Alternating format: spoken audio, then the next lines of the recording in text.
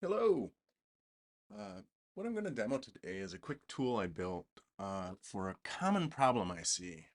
And this is related specifically to cybersecurity and auditing a solution before it's built. There are a lot of software and asset management tools and things like that. They're geared more for hardware, and even the software asset management tools are a little bit overkill for what I find as an architect's necessary at the beginning of a project.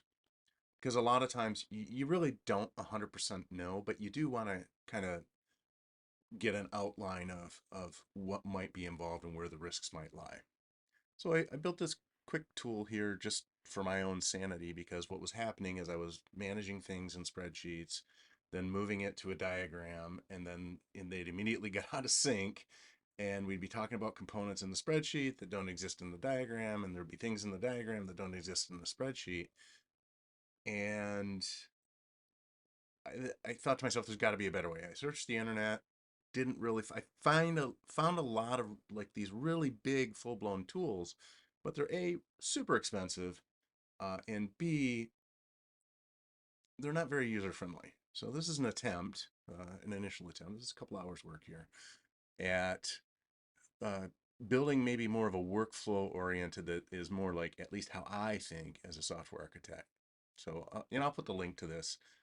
It's a single page app. It persists things in IndexedDB on your local browser. It doesn't send the data anywhere else. So if you wanted to use it, you could just use it standalone, and obviously it'd be as secure as your physical device is. I have plans to maybe change that if anybody's interested in a tool like this. So right now, when you initially land, it'll look like this, and you go up to this inventory button, and you can start adding components. And I get it, the usability is not spectacular yet. I'm just fleshing out sort of how I'm thinking about this. So we're gonna, let's say, create uh, a simple API. Maybe we'll add a couple of APIs that connect to a database and maybe a third-party service, and just kind of show what that might model out to be.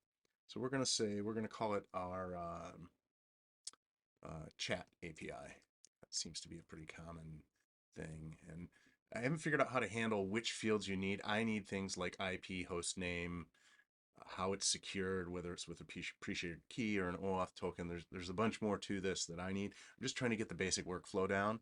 But how I tend to think about things is there's a bunch of components and they all talk to each other. And from a network perspective, I'm not worried about the flow of data as much as the connection initiation and who connects to who and what transport and things like that. So we're going to call this is just a function app. We'll say deployed somewhere, and we're going to have a database, which and these types are not very robust. So I'm going to say it's a hosted platform. Chat, oops, chat DB. We're going to have it maybe connect to an SMS provider, SMSC, and we'll call that a SaaS platform. Actually, we'll use Twilio. Twilio, send an SMS when someone chats you up. Um, I don't know what I called that. SaaS platform. So now what I'm going to say is the chat API will connect to, whoops, I didn't change the database name. So here we're going to call it the chat DB. And then it will also talk to Twilio. And then Twilio will talk to, well, that's a third party. We'll leave that boundary there. Um, and anyway, now I'll add in, let's just call it browser, or yeah, browser